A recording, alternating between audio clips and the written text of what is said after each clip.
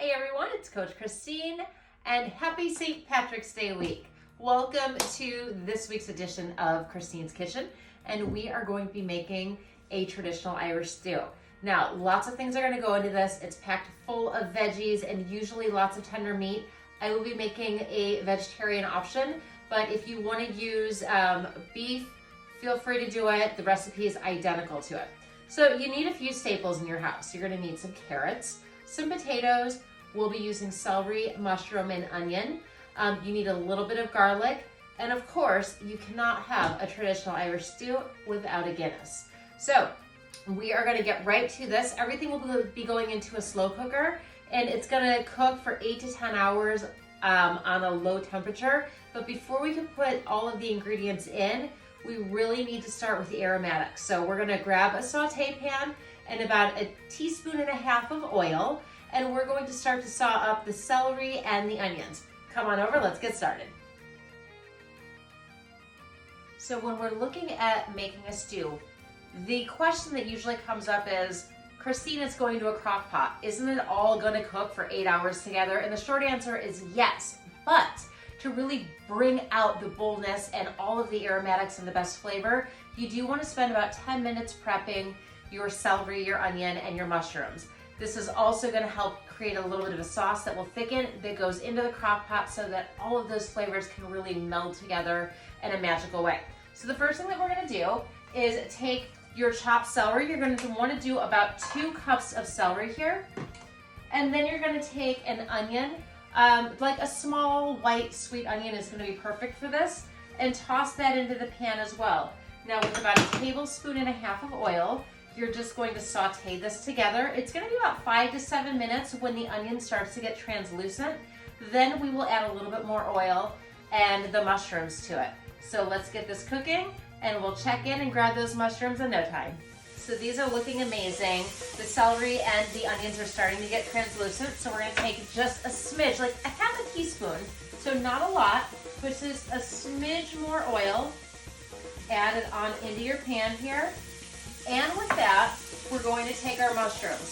So we have approximately 1 cup of baby bella mushrooms. Those are quartered, and we will just toss these in. We're going to cook for an additional 5 to 7 minutes. So you can come take a peek and see how these are coming together. As these start to cook, then the next step is going to be to make, to thicken that sauce. So basically we're going to create a roux is what they call it. And to do that, we'll be adding in cornstarch. That way it stays gluten-free. And of course, Guinness. Now, let's talk a little bit about Guinness. I've always promised to give you the health benefits of every recipe, and Guinness does not stop short of health benefits. 1, it is packed with antioxidants just like you would get out of your fruits and vegetables, so super win right there. 2nd, a single pint of Guinness has 3% of your daily requirements for iron, which is huge. So, benefit number 2, added bonus. Drink up. Drink up. As a matter of fact, if you do drink, on average, a beer a day, there are studies that show that it will actually improve memory in aging adults and reducing the onset of early dementia. So a Guinness a day might keep the shrink away.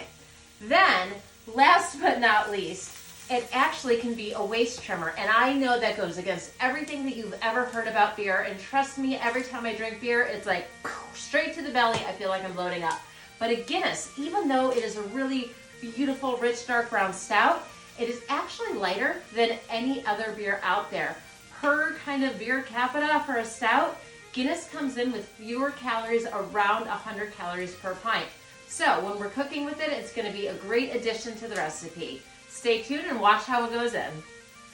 It's time to add a little bit of love in here. So to this simmering, yummy dish of veggies, we are going to work on thickening it up. So here comes the roux. You're going to take a 1/4 cup of your cornstarch, sprinkling it over the top, and as promised, grab your Guinness. We're going to take about half of this bottle to put it in. It will actually deglaze the pan and help get that beautiful, warm, rich brown sauce that we'll be adding into the crock pot, as well as the rest of the beer on the other side of it. So just starting here, pouring this in. come take a peek at what how fun this is. We'll leave that half there. Simmering, yummy, yummy Guinness. Guinness for strength. My goodness, my Guinness. My goodness, my Guinness. When in Ireland, speak like the Irish. My goodness, my Guinness, my goodness, my goodness. I don't know, I can't even say it. You'd think that I've had a Guinness, but alas, not yet. The day is still early. Okay, come here, zoom in. I want you to see this. So look at how thick and creamy and absolutely amazing. It's creating this like super savory Guinness gravy. And you can see that it's deglazing the entire pan here as we go so that any of those little edges, nothing sticks into the pan. This is perfection. If we had smell-o-vision, going back to season 1, you would be like, amazing! Okay, so we're gonna turn the heat off on this, let it just simmer in its own temperature here. Simmer down now. Simmer down. Meanwhile, we are gonna come over to the crock pot. So here we go. You wanna add in 4 russet potatoes that are gonna be chopped. Now what's great on potatoes is even though they are a little bit starchier, they're still an amazing root vegetable that is packed full of potassium. And potassium is really important when you're looking at any kind of muscle recovery. We are gonna add in 2 to 3 large chopped carrots, which is packed full of carotene, great for hair, skin, and nails. And of course your vitamin A, which is amazing for your eyes. We want to add in 2 cloves of garlic to our mixture. I just buy the pre-done ones and pop them out because frankly, it's just easier. And sometimes you need a little easier in your life. Now after that, we want to get our spice mix in. So for the spices that we'll be adding into here, you want to do a tablespoon of sugar, a tablespoon of salt, and then a teaspoon of paprika, of cumin, and of salt and pepper.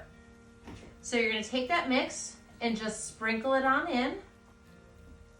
And then we're gonna grab our pan and take our veggies here and just pour this over the top of the carrots and the potatoes. So now you've got mushroom, onion, celery, carrots, potatoes, a half of a bottle of Guinness because Guinness for strength, like I said. And now we've got to add the rest of the goodies. Next up is going to be how to do a meat. For the meat option, we are going to be using seitan. Now, seitan you can buy at the grocery store. Sweet Earth has a great brand of them. It is a plant-based protein.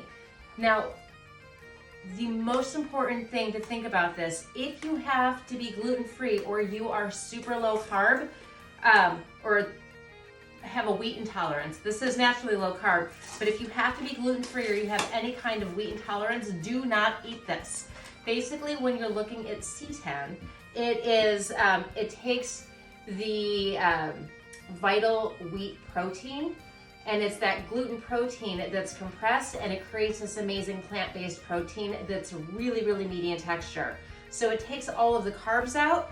Per about every 100 calories, you're getting 20 grams of protein. So when you're comparing it to an animal protein, like a beef or chicken, you're gonna have apples and apples on that.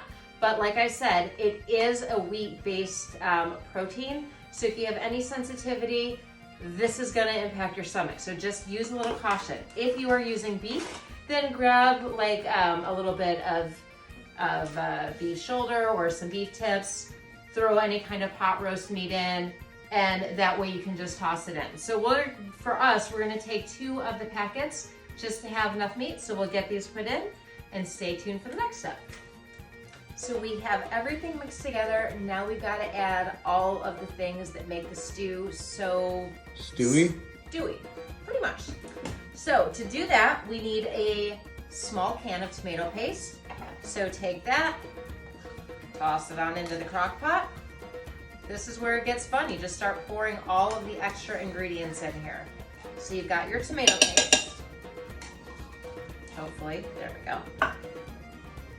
Then you want to take 2 tablespoons of the Dijon mustard. I actually have kind of a sweet and spicy Dijon, so that's what we're using for ours. Add that into your mixture. We're gonna take the Worcestershire, it's a tough one to say. Worcestershire. Worcestershire, You just said it. Worcestershire. Got it. All right, take it. Literally are gonna do 2 little circles around. I'm not very fancy on that amount. After that, you're gonna grab a container of vegetable broth, taking the 32-ounce container and pouring it on in. Quick note. The Guinness mustard, Sierra Nevada stout mustard, very good. This is true. I didn't have it in the house today, so I'm using what I've got. Last but not least, taking the rest of said Guinness, pouring it in.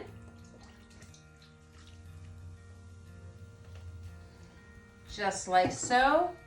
Taking a little stir, you can come see all of the ingredients are going to mix together. Oodalali. Oodalali. And then we are going to basically just put this into the, crock pot heater, warmer, the fancy container that I set this into, which is currently in the cabinet. So I'll get that out, plug it in, and we are going to set this on low and actually let this cook overnight.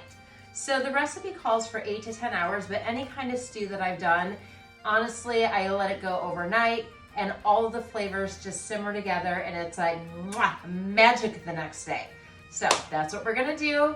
Go ahead and turn your crock pots on and see you tomorrow. Well, hello, welcome back. Come on over, let's take a look at the finished product.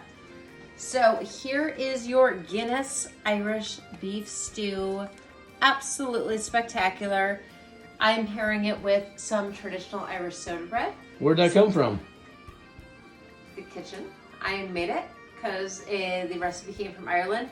True story, in Ireland, they didn't have a whole lot of ingredients or money back during the famine, so they would use flour, baking soda, salt, and a little bit of buttermilk and create bread because it was the cheapest and easiest way to make it.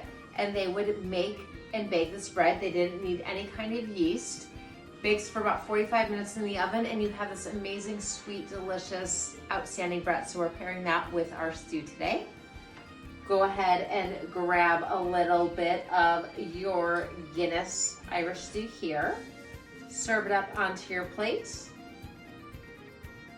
And voila, you are ready to go. So that's it. Happy St. Patrick's Day. From my kitchen to yours, have a wonderful week and we will see you next weekend.